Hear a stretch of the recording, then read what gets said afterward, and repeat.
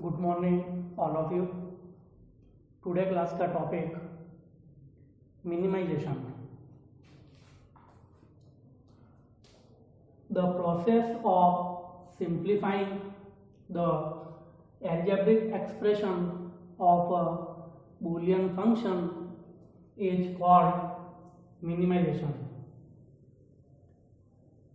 Minimization is important since it reduces the cost and complexity of the associated circuit.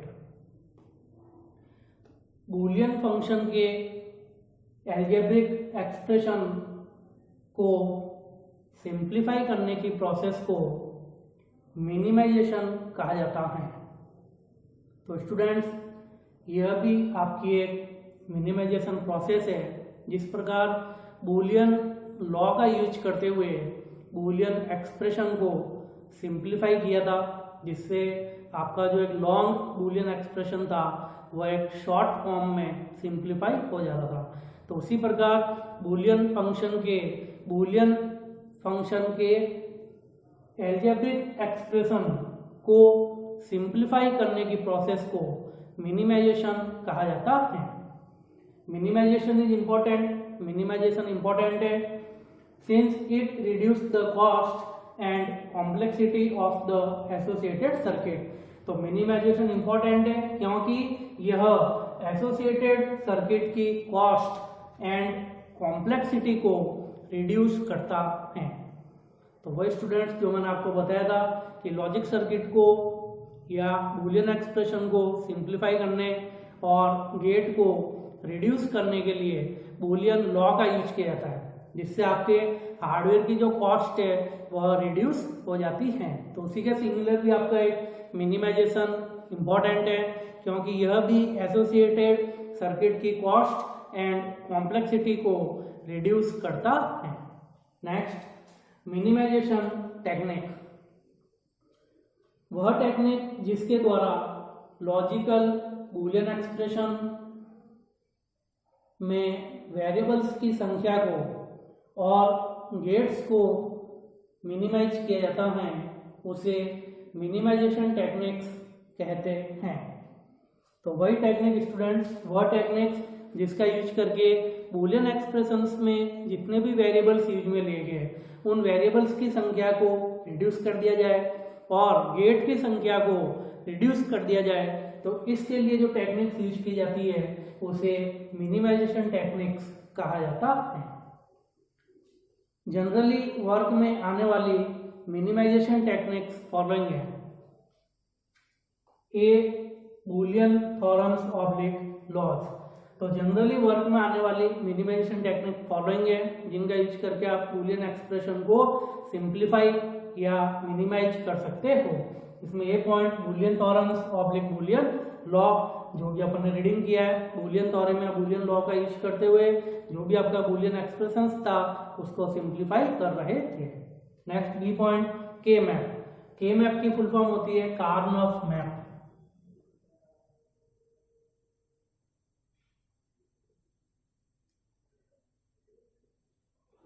के map की full form कार्नफ map. यह भी एक technique है जिसका यूज करके जो बूलियन एक्सप्रेशंस है उनको सिंप्लीफाई किया जाता है। Next C point, Quine McCluskey method, जिसे टेबुलर मेथड भी कहा जाता है। यदि आपके बूलियन एक्सप्रेशंस में नंबर ऑफ वेरिएबल्स लेस है तब वहां पर टू थ्योरम्स या टू टेक्निक्स आपके वर्क करती हैं, जिसमें फर्स्ट बूलियन लॉ और सेकंड के मैप। लेकिन यदि बूलियन एक्सप्रेशंस में यूज किए जाने वाले वेरिएबल्स की संख्या इज टू लार्ज या बहुत ज्यादा होती है तब वहां पर टू मेथड्स यूज किए जाते हैं। फर्स्ट क्वीन मैकक्लस्की मेथड, जिसे टेबुलर मेथड कहा जाता है, और लास्ट वेरिएबल मैप। तो इन दो टेक्निक्स का यूज करते हुए लॉन्ग एक्सप्रेशंस जो होते हैं उनको सिंप्लीफाई किया जाता है। और ये जो मेथड है ये साइंस स्टूडेंट्स के लिए वर्क में लिए जाते हैं। तो स्टूडेंट्स, आपके सिलेबस में only for two method techniques का यूज किया गया है, first Boolean law and second K map. तो नेक्स्ट क्लास जो होगी उस क्लास में अपन डिटेल्स के अंदर के मैप को स्टडी करेंगे। Next map simplification. The map method involves a simple, straightforward procedure for simplifying Boolean expressions. Map method में Boolean expressions को सिंप्लीफाई करने के लिए एक simple straightforward procedure involve होता है।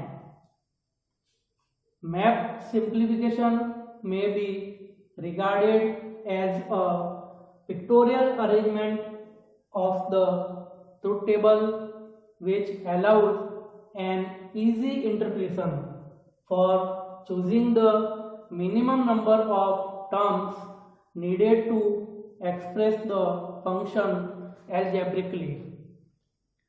मैप सिंप्लीफिकेशन को ट्रुथ टेबल के एक पिक्टोरियल अरेंजमेंट के फॉर्म में माना जा सकता है। तो स्टूडेंट्स मैप मेथड जो है यह भी आपके ट्रुथ टेबल के सिमिलर ही होता है। ट्रुथ टेबल में जिस प्रकार वैल्यूज को अरेंज करके रखा जाता है उसी प्रकार मैप मेथड का यूज करते हुए भी ट्रुथ टेबल के सिमिलर वहां पर वैल्यूज को अरेंज करके रखा जाता है। जो फंक्शन को एल्जेब्रिकली फॉर्म में एक्सप्रेस ऑब्लिक रिप्रेजेंट करने के लिए आवश्यक मिनिमम नंबर को चूज करने के लिए एक इजी इंटरप्रिटेशन को अलाउ करता है। और जो भी नंबर मिनिमम नंबर होंगे उन मिनिमम नंबर को चूज करने के लिए आपको एक इजी इंटरप्रिटेशन को अलाउ करता है। तो मैप एक ऐसा डायग्राम ऑब्लिक ग्राफिकल मैप है जो कि सेल्स ऑब्लिक स्क्वायर्स द्वारा डिजाइन किया जाता है। तो स्टूडेंट्स अपन जो मैप डिजाइन करेंगे तो मैप आपका एक ग्राफिकल मैप होता है या एक डायग्राम होता है जो कि आपके सेल्स या स्क्वायर्स के द्वारा डिजाइन किया जाता है। तो जब भी स्टूडेंट आप मैप बनाओगे तो आपका मैप इस प्रकार से डिजाइन होगा जिसमें आपके सेल्स और स्क्वायर्स के द्वारा डिजाइन किया जाता है। तो ओनली फॉर अपन इस फर्स्ट पोर्शन की बात करते हैं जिसको मैं थोड़ा डार्क कर देता हूं।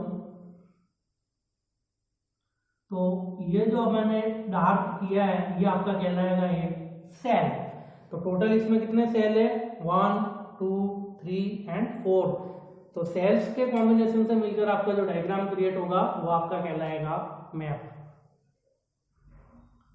जिसमें प्रत्येक स्क्वायर एक मिन टर्म को रिप्रेजेंट करता है, जिसमें जितने भी आपके सेल होंगे या जितने भी आपके स्क्वायर्स होंगे ये मिन टर्म को रिप्रेजेंट करते हैं। मिन टर्म की वैल्यू होती है 1। स्क्वायर उस मिन टर्म के बराबर होता है जो कि फंक्शन द्वारा 1 जनरेट करता है और अदर स्क्वायर 0 द्वारा रिप्रेजेंट किए जाते हैं। यह मैप कॉमा के मैप कहलाता है। के मैप की फुल फॉर्म मैंने आपको बता दी कार्नफ मैप। तो ये जो मैप आप बनाओगे इस मैप के अंदर 2 वैल्यू को रिप्रेजेंट किया जाता है। आपको जो बूलियन फंक्शन दिया गया होगा उस बूलियन फंक्शन के अकॉर्डिंग आपकी जो भी एक्सप्रेशन होगी अगर वो एक्सप्रेशन इस मैप के अंदर आ रही है तब तो आपको वहां पर क्या रिप्रेजेंट करना होगा 1। और अगर वो बूलियन एक्सप्रेशन के लिए आपके लिए एक्सप्रेशन अवेलेबल नहीं है तो उस सिचुएशन में आपको मैप में क्या रिप्रेजेंट करना होगा 0। तो मैप में 2 वैल्यू रिप्रेजेंट की जाती है 1 एंड 0। तो बूलियन एक्सप्रेशंस अगर आपका उस मैप में अवेलेबल है तब तो आपको वहां पर क्या रिप्रेजेंट करना है 1। और अगर एक्सप्रेशन के लिए कोई भी वैल्यू वहां पर अवेलेबल नहीं है तो वहां पर आपका क्या रिप्रेजेंट होगा 0। तो इस प्रकार से आपका जो एक डायग्राम डिजाइन होता है दैट इज कॉल्ड के मैप, जिसे कार्नफ मैप कहा जाता है। तो स्टूडेंट्स नेक्स्ट क्लास में इंपॉर्टेंट टॉपिक डिटेल्स के अंदर अपन स्टडी करेंगे के मैप, जिसकी फुल फॉर्म होती है कार्नफ मैप। Thank you.